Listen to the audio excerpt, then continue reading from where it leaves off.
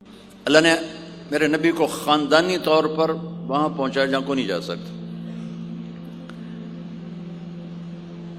پھر آپ کی ذات کو اتنا حسن بخشا. ایک آدمی بات حسن کی کرے، آپ کالا کلوٹا بیٹھا ہوئے تو گل جڑ دی کوئی. تو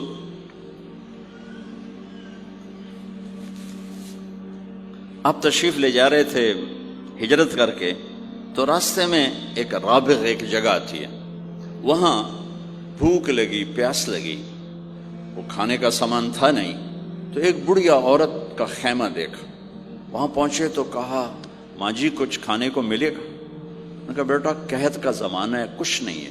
تو ایک مریل بکری کھڑی تھی، وہاں بالکل چمڑت ہڈی. ہم نے کہا میں اس سے دودھ نکال لوں؟ ان کا بیٹا یہ تو بن بیاہی بکری ہے اور ماس اس کے اوپر نہیں ہے، یہ کیا دودھ دے گی؟ آپ اجازت دو. ان کا لے لے. چونکہ غیر فطری کام ہو رہا تھا تو لہذا اس نے آپ کو غور سے دیکھا کہ یہ کون ہے جڑا ایو جی بکری جو دودھ کڈو ہے. لہذا آپ کیسے دیکھنے لگی. آپ نے بکری کو کھینچا اور اس کے تھنوں کو ہاتھ لگایا، وہ نیچے لٹک گئے اور ایک پورا ڈول دودھ سے بھر دیا. بکری سے یہ گلاس بھی نہیں بھرتا بکری کے دودھ سے، لیکن وہ پورا ڈول بھر دیا. اپنے تینوں ساتھیوں کو پلایا، پھر خود پیا. پھر دوبارہ دودھ نکال کے پورا ڈول بھر کے اس اماں کو دیا، چلے گئے. بکری کی عمر 7 سال ہوتی ہے، 7 سال تک زندہ رہتی ہے، ذبح نہ کریں مر جاتی. یہ بکری 22 برس زندہ رہی اللہ کے نبی کے ہاتھ لگنے کی برکت سے. 22 برس اس بکری نے عمر پائی. جب شام کو اس کا خامد آیا، وہ کہنے لگا اے دودھ کتھو ہے؟ وہ کہنے لگی ایس بکری چو ہو گیا کملی ہو گئی، اتھو دودھ کتھو آ گیا؟ ہو گیا اسے چو آیا ہے، ہو گیا اپنی عقل دا علاج کرو، یہ کتھو آ گیا؟ کہا نہیں، ایک کوئی جادوئی شخصیت والا نوجوان آیا تھا، اس کے ہاتھوں میں کوئی طاقت تھی، اس نے تھنوں کو ہاتھ لگایا اور چشمہ بنا دیا. اچھا کیسا تھا ذرا بتاؤ، سفیلی ذرا دسے نہ کیوں جائے.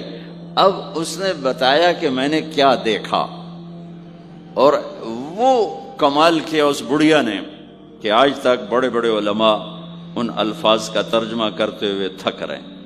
وہ کہنے لگی ابا معبد رأيت رجلا ظاهر الوضاء أبلج الوجه حسن الخلق لم تعبه ثجلة لم تزر به سعلة أزج أقرا وسيم قصيم في عينيه تعج في صوته صحل في لحيته كثافة في عنقه سطع إن تكلم علاه البهاء وَإِن سَكَتَ عَلَاهُ الْوَقَارِ وَهُوَ أَنْدَرُ الثَّلَاثَةِ. مجھے بھی ہمیشہ اس کے ترجمے میں تھکنا ہی پڑتا ہے، لیکن مجھے اس کی بڑی ایک تعبیر اللہ نے سجائی. کہنے لگے میں اس کا ترجمہ یوں کرتا ہوں، کہنے لگے ابو معبد میں تمہیں کیا بتاؤں، میں نے ایسا انسان دیکھا مجھے لگا جیسے 14ویں کا چاندی کپڑے پہن کے زمین پہ آ گیا. کہ مجھے یوں لگے 14ویں کا چاندی زمین کے کپڑے پہن کے اتر آیا. کیا حسن تھا، کیا جمال تھا، کیا خوبصورت بھویں تھیں، کیسا ماتھا چوڑا تھا، آنکھیں کیسی حسین تھیں. ادعج اشکل احور اہدب اکہل انجل ابرج. میرے نبی کی آنکھوں کے بارے میں 7 الفاظ آتے ہیں، 7 جو میں نے ابھی دہرائے، اور ان 7 کا ایک ترجمہ ہے کہ کائنات میں ایسی آنکھ اللہ نے کسی کو نہیں عطا فرمائی، ایسی خوبصورت آنکھیں اللہ نے عطا فرمائی آپ کو. آواز میں جادو تھا، آواز میں جادو تھا، آواز دل کو پکڑتی تھی. گردن لمبی خوبصورت تھی، چہرہ 14ویں کے چاند کی طرح چمکتا تھا، اور براق الثنایا، دانت ایسے خوبصورت تھے، مسکراتے تھے تو دانتوں سے نور نکلتا دکھائی دیتا تھا، جب بولتے تھے تو نور چھا جاتا تھا. چپ ہوتے تھے وقار چھا جاتا تھا، خوبصورت سیاہ کالے بال تھے، نیم گھنگریالے بال تھے، پیٹ نہیں نکلا ہوا تھا، بال نہیں اڑے ہوئے تھے، سیدھا وجود تھا، سیدھا۔ کتنے ہمارے معاشرے کے لوگ ہیں، آپ سجے پاسے بیٹھے ہوں جن پیٹ کھبے پاسے گئے ہوں، پیٹ کھبے پاسے ہوں آپ سجے پاسے ہوں۔ تو اللہ نے کھانا حلال حرام بند کیا ہے، حلال کھاؤ، حلال کا بھی طریقہ سکھایا کہ ماں بنتے نہ کھاؤ، بندہ بنتے کھاؤ، اتنا نہ کھاؤ کہ چربیاں چڑھ جائیں، زیادہ کھانا انسانیت نہیں، کم کھانا انسانیت۔ بیچ میں بات آگے کہہ رہا ہوں، میرے نبی نے کہا سب سے بدترین برتن جسے انسان بھرتا ہے اس کا پیٹ ہے، سب سے بدترین برتن جسے انسان بھرتا ہے اس کا پیٹ ہے۔ اور اگر تم نے کھانا ہی ہے اور تم کہتے ہو نہیں میں نے کھانا ہی ہے، تو 3 حصے کرو، ایک غذا کے لیے، ایک پانی کے لیے اور ایک ہوا کے لیے، ایک حصہ چھوڑو، ساری زندگی بیماری نہیں آئے گی۔ لیکن یہاں تک کھانے کے بعد پھر ڈاکٹروں کی چاندی نہیں ہوگی تو اور کیا ہوگا؟ جب تک یہ بیکریاں ہیں، یہ کولڈ ڈرنکس ہیں اور یہ فاسٹ فوڈز ہیں، صحت مند کوئی نہیں ہوگا۔ بھوکے رہنے میں اللہ نے صحت رکھی، کھا کھا کے تباہی پھیر دیتے۔ میٹھا کھانے سے شوگر نہیں ہو رہی، زیادہ کھانے سے شوگر ہو رہی، دبا کے کھانے سے شوگر ہو رہی۔ اللہ میرے نبی نے کھانے کا طریقہ بھی بتایا، کھانے کی چیزیں بھی بتائیں، کھانے کا طریقہ بھی بتایا، کھانے کے آداب بھی بتائے۔ کہنے لگی 2 لفظ جو دنیا میں کسی انسان کے لیے استعمال نہیں ہوئے، میں نے آخر میں چھوڑ دے۔ کہنے لگی ابو معبد، میں جب اس کو دیکھتی تھی نا تو میرے دیکھنے کی طلب اور بڑھ جاتی تھی، پھر جب دیکھتی تھی طلب اور بڑھ جاتی تھی۔ وہ جب تک کھڑے رہے میری آنکھ نہیں بھری۔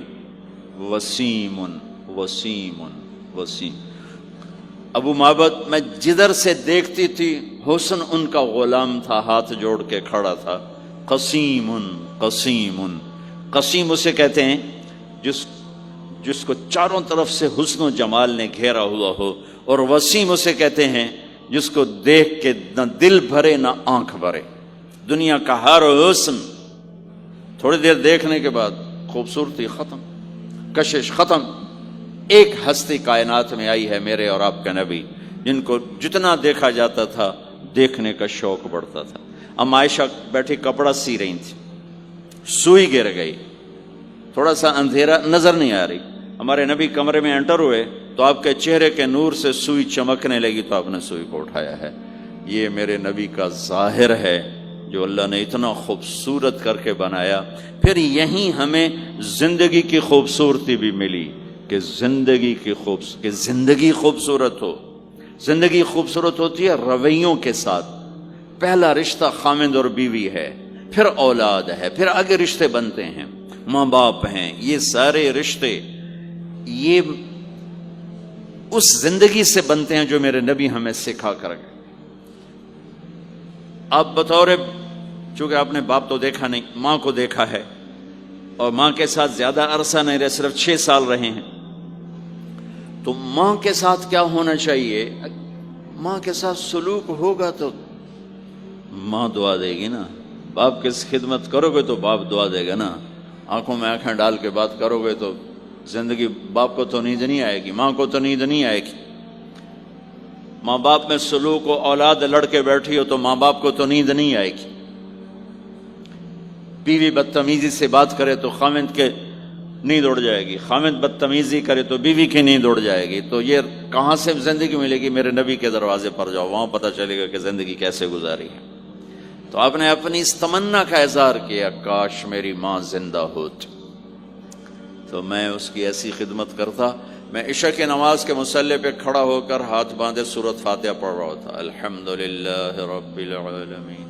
ادھر سے میرے گھر سے آواز آتی، محمد۔ میری ماں مجھے پکارتی محمد، تو میں نماز توڑ کے کہتا لبیک یا اماں، ماں جی میں حاضر ہوں، ماں جی میں حاضر ہوں۔ زندگی کو خوبصورت بنانے کا ماں باپ کے لیے طریقہ کہ اولاد ماں باپ کی آنکھوں کی ٹھنڈک بنے. یہ بچے ہمارا سب سے قیمتی سرمایہ اور انہی پر سب سے بڑا ظلم ہوتا ہے. سب سے بڑا ظلم ہے آج کے ماں باپ کا 3 سال کے بچے کو اسکول ڈالنا. سب سے بڑا ظلم ہے. وہ روتا ہوا جاتا ہے، روتا ہوا آتا ہے، اور ماں باپ سے اس کی محبت کی تار کٹتے جاتے ہیں، کٹتے جاتے ہیں، کٹتے جاتے ہیں. 7ویں سال میں وہ بدتمیز ہوا پڑا ہوتا ہے. اب مائیں پریشان ہیں، بچے بدتمیز ہیں، بچے بدتمیز ہیں، کیونکہ ماں نے گود نہیں دی. جو ٹائم ماں نے دینا تھا وہ دے دیا اسکول کو. اور ہمارے اسکول کاروباری ادارے ہیں، علمی ادارے نہیں ہیں، کاروباری ادارے ہیں. میرے ملک کا یہ روگ ہے کہ یہاں کا وکیل بھی کاروباری ہے، یہاں کا ڈاکٹر بھی تاجر ہے، یہاں کا وکیل بھی تاجر ہے، یہاں کا جج بھی بک جاتا ہے، اور یہاں کا اسکول اور کالج بھی کاروبار ہے. 3 سال کا بچہ جب ماں باپ سے دور ہوتا ہے، روتا ہوا جاتا، روتا ہوا آتا، تو وہ ماں باپ سے دور ہو جاتا ہے. اس کے اندر نفرت پیدا ہونی شروع ہو جاتی. سر اٹھا جو ہی وہ سر نکالتا ہے تو وہ ماں باپ کا نافرمان ہو جاتا ہے، بدتمیزی کرتا ہے، لڑتا ہے، جھگڑتا ہے، کیونکہ ماں اور باپ نے ٹائم نہیں دیا. اور پھر اس موبائل نے ہماری زندگی، گھر کی زندگی تباہ کر دی ہے کہ بچہ آ کر ماں سے بات کرتا ہے، ماں موبائل کو دیکھ کے بچے سے بات کر رہی ہوتی. وہ باپ سے بات کرتا ہے، وہ اپنے موبائل میں، اور بچے سے بات کرتا ہے. یہ اس بچے کی عزت کو ذبح کر دینے والی بات. آنکھ سے آنکھ ملانا عزت دینا ہے. میرے نبی پاک صلی اللہ تعالی علیہ وسلم کی طرف جب کوئی آپ کو بلاتا نا، یا رسول اللہ آپ سے، تو مثلا یہ ہماری مجلس ہے، ادھر بھی لوگ ہیں، ادھر بھی لوگ ہیں. اب مجھے کوئی ادھر سے بلائے تو میری تو اتنی گردن مڑے گی، کوئی ادھر سے بلائے میری اتنی گردن مڑے گی. لیکن میرے نبی پاک صلی اللہ علیہ وسلم کو ادھر سے جب کوئی آواز دیتا یا رسول اللہ، تو اب یوں نہیں کرتے تھے، ہاں جی دسو کی گل ہے. اب پورا یوں کرتے تھے ایسے. بولو میرے بھائی کیا بات ہے، سبحان اللہ. آپ کو ادھر سے کوئی بلاتا یا رسول اللہ، تب ایسے نہیں کرتے تھے، ہاں جی بولو. اب پورا ایسے مڑ کر پھر فرماتے، جی فرمائیے کیا بات. اب عام لوگوں کے ساتھ یہ فرماتے تھے. ہم تو اپنی اولاد کے ساتھ یہ نہیں کرتے، بیوی خامند کے ساتھ یہ نہیں کرتے، خامند بیوی کے ساتھ یہ نہیں کرتے.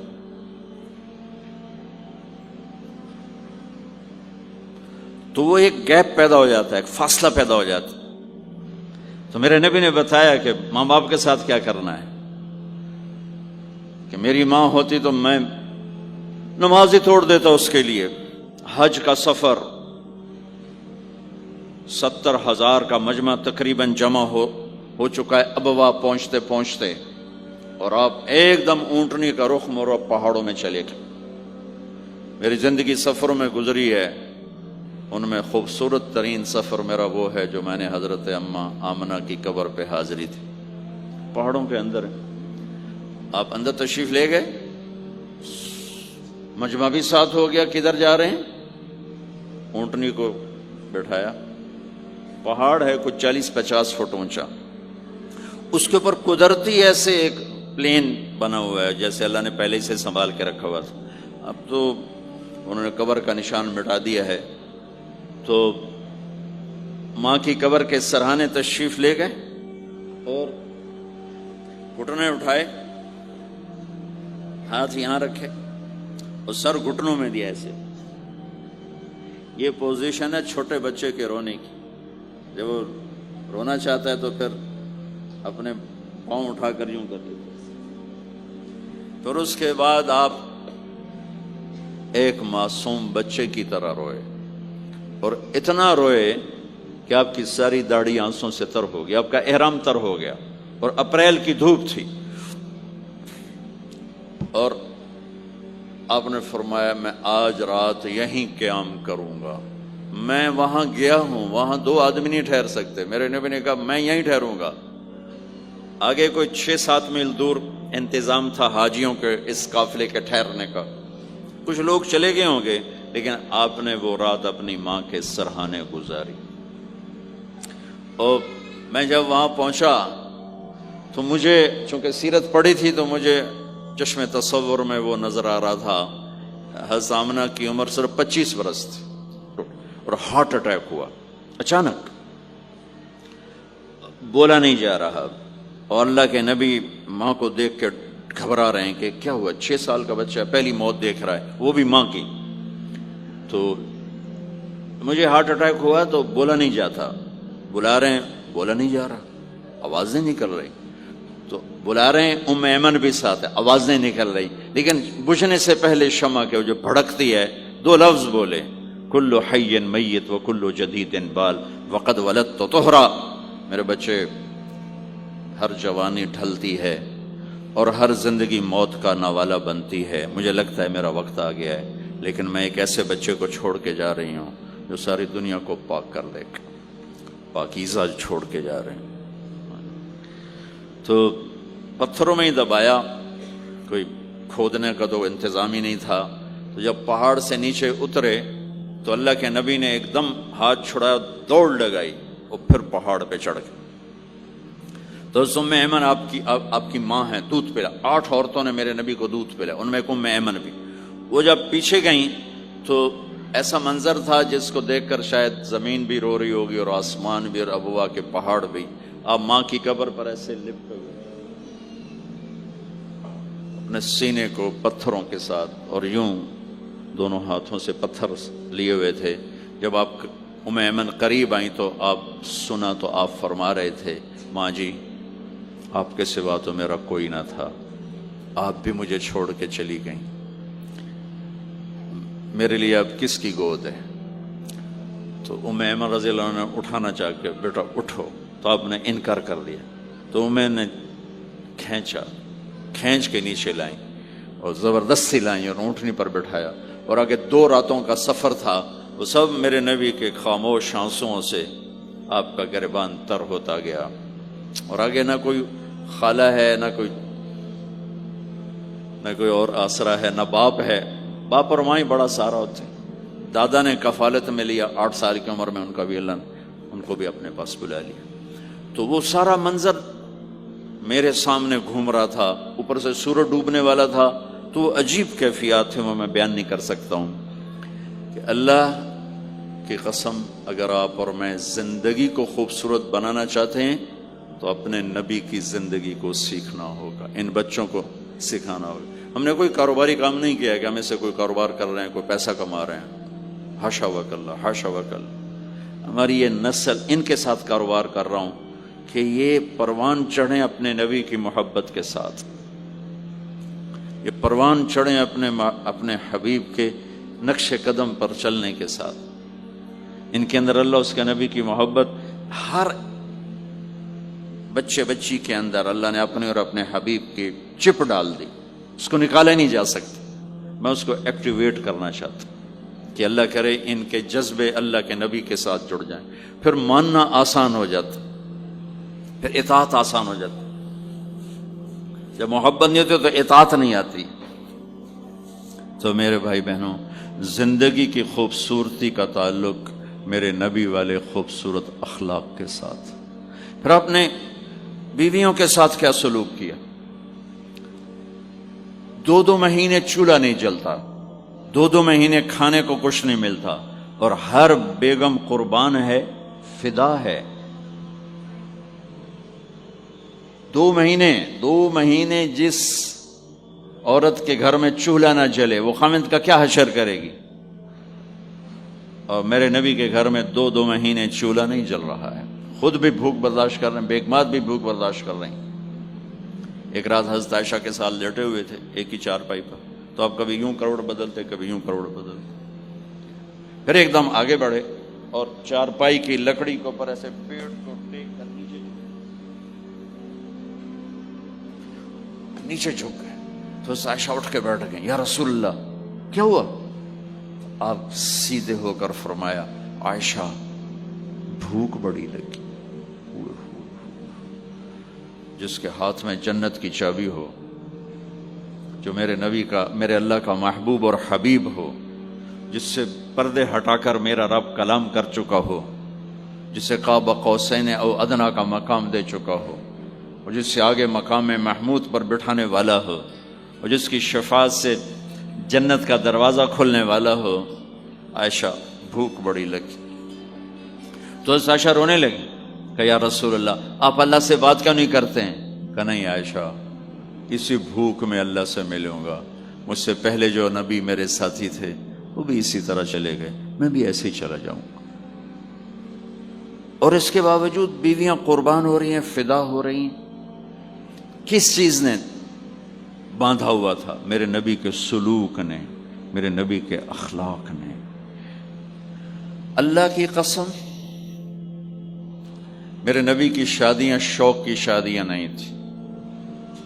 ایک حدیث سناتا ہوں، ما تزوجت وما زوجت الا بوحی من السماء نزل به جبریل۔ سن لو لوگو، میں نے جہاں شادی کی، میں نے جہاں بیٹی دی، پہلے آسمان سے وحی آئی، جبریل لے کر آئے، پھر میں نے شادی کی۔ تو یہ شوق کی شادیاں نہیں ہیں، زندگی سکھانے کی شادیاں ہیں، کیونکہ سب سے مشکل رشتہ خامند اور بیوی ہے، سب سے مشکل رشتہ خامند اور بیوی ہے۔ اس وقت طلاقیں کیوں بڑھ رہی ہیں؟ ایک تو یہ ہماری یہ جو فاسٹ فوڈ ہے، اس نے ہمارے اندر جو ایک نیچرل سسٹم تھا اسے ڈسٹرب کر دیا ہے، تو غصہ بڑھ گیا ہے، برداشت گھٹ گئی ہے، چھوٹی چھوٹی باتوں پہ گھر اجڑ رہے ہیں، گھر اجڑ رہے ہیں۔ پہلے یورپ میں سنتے تھے، اب یہاں پاکستان آج شادی ہوتی، چوتھے دن طلاق ہو رہی ہوتی۔ میں وہاں بیان کے لیے نکل رہا تھا مانچسٹر، تو میرے ساتھ جو گاڑی چلا رہا تھا، میں نے پوچھا آپ کیا کرتے ہو؟ لاہور کا تھا، کہا جی میں وکیل ہوں۔ میں نے کہا یہاں کوئی جھوٹے کیس ہوتے ہیں جیسے پاکستان میں؟ کہا جی نہیں، یہاں جھوٹا کیس کوئی نہیں ہوتا، جو بھی ہوتا ہے جنون ہوتا ہے۔ میں نے کہا یہاں مسلمانوں کے لڑائی جھگڑے آتے ہیں؟ کہا جی ہاں جی آتے ہیں۔ میں نے کہا سب سے زیادہ کیا جھگڑے آتے ہیں؟ کہا جی سب سے زیادہ طلاق کے آتے ہیں، طلاق طلاق طلاق طلاق۔ کہ نہیں سیکھا، زندگی برداشت کا نام ہے، برداشت کرنا سیکھا نہیں۔ میرے نبی نے 11 شادیاں کی، ہر قسم کی عورت کے ساتھ شادی کی، خاندان کے اندر، برادری کے اندر، اور خاندان برادری سے باہر۔ یہی 3 نسبتیں ہیں۔ اپنے خاندان میں قریش، تو آپ کی کئی بیگمات قریش، حضرت عائشہ، حضرت حفصہ، حضرت زینب، حضرت ام حبیبہ، یہ سب قریش ہیں۔ قریش سے باہر حضرت میمونہ، حضرت جویریہ، یہ قریش سے باہر ہے، برادری۔ پھر برادری سے بھی باہر شادی کی، یہود، حضرت صفیہ یہودی کی بیٹی ہیں، ان کے ساتھ شادی کی۔ ہر نسل سے شادی کی، اوپر والے کا نظام ہے۔ اپنے سے مالدار حضرت خدیجہ، اپنے برابر ام سلمہ، ام حبیبہ، اپنے سے کم فخر میں جویریہ، صفیہ، اپنے سے غربت کے ساتھ نہیں۔ عمر سے بڑی کے ساتھ شادی کی حضرت خدیجہ، ہم عمر کے ساتھ شادی کی حضرت سودا، عمر سے کم سے شادی کی حضرت عائشہ، بیوہ سے شادی کی حضرت خدیجہ، مطلقہ سے شادی کی حضرت زینب، کماری سے شادی کی حضرت عائشہ۔ جتنی بھی نسبتیں کسی عورت کی بن سکتی ہیں، ان سب میں اللہ نے آپ کو استعمال کر کے زندگی گزارنے کا طریقہ سکھایا۔ تیز مزاج کے ساتھ شادی کی حضرت حفصہ رضی اللہ تعالیٰ عنہ، مزاج میں تیزی تھی۔ حضرت عمر رضی اللہ تعالیٰ عنہ کی بیٹی، مزاج میں شدت تھی، زندگی گزار کے دکھایا۔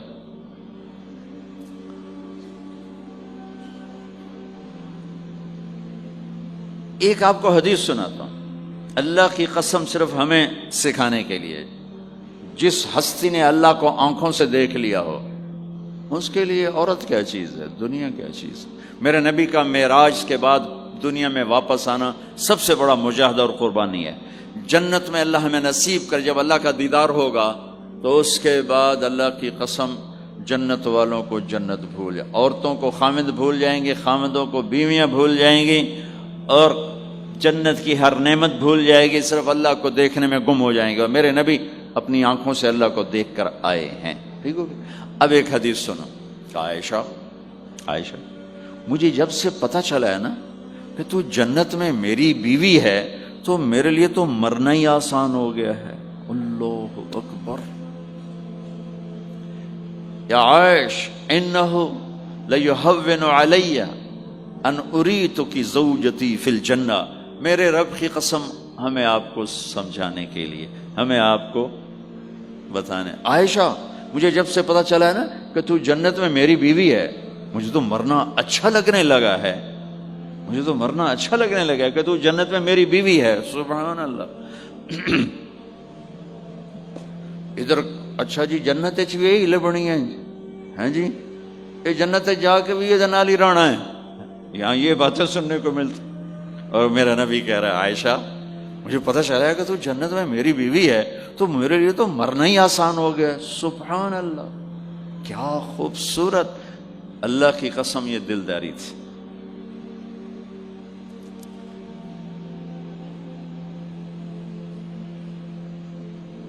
سب سے مشکل رشتہ خامند اور بیوی ہے. سینکڑوں آیات اس کے لیے اللہ نے اتاری. ماں باپ کے لیے چند آیات، اولاد کے لیے چند آیات، بہن بھائیوں کے لیے چند آیات ہے. خامند اور بیوی کے لیے قرآن پڑا ہے، پوری سورت اتاری ہے اور سینکڑوں آیات اتاری. چونکہ ایک اس رشتے کی اہمیت، ایک اس کی نزاکت اور کمزوری کہ کوئی رشتہ ٹوٹتا نہیں سوائے خامند اور بیوی کے. میں ماں کا بیٹا ہوں، باپ کا بیٹا ہوں، اچھا ہوں یا برا ہوں انہی کا ہوں. میرا نسب میری نافرمانی سے بدل نہیں سکتا. میں اللہ بخش کا بیٹا ہوں، میرا یہ نسب بدل نہیں سکتا، اچھا ہوں یا برا ہوں. اللہ ان کی قبر روشن کرے. خامند اور بیوی کا رشتہ ایک بول پہ ٹوٹ جاتا ہے، ایک بول پہ ٹوٹ جاتا ہے. اس لیے اس کو بچانے کے لیے آیات آیات آیات. اور میرے نبی کی شادیاں کہ کس طرح ایک گھر کو لے کے چلتے ہیں، کس طرح ہر مزاج کی عورت کے ساتھ سلوک کرتے ہیں. جہاد کا سفر، کاروباری سفر نہیں، میرے نبی کا. اور چلنے لگے، اعلان ہوا کوچ کرو. سب نے سواریاں کس لیں، سامان کس لیا. یوں چلنے کا حکم ہو رہا ہے. اور حضرت عائشہ رضی اللہ نے اپنا یوں دیکھا، اونٹنی پہ بیٹھ گئی تھیں. ہار کوئی نہیں. یا رسول اللہ میرا تو ہار کوئی نہیں، میرا ہار گم ہو گیا ہے، میرا ہار تلاش کریں ہم پھر چلیں گے. تو میرے نبی کہتے تو وڈی آئی نواب زادی، میں جہاد تے بہ جانا تینوں ہار دی پائے گی، چل اگو لگ. میرے نبی نے کہا چلو بھائی عائشہ کا ہار تلاش کرو. اللہ کی قسم میں جب یہ واقعات پڑھتا ہوں یا سناتا ہوں میں خود حیرت میں ڈوبا ہوتا ہوں کہ کیا کر دیا میرے نبی نے.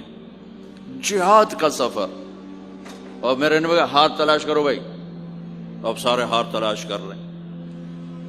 کچھ دن چھپ گیا اور ہار کی تلاش تو بند ہو گئی اور سفر بھی بند، چونکہ اندھیرے میں کہاں جائیں گے.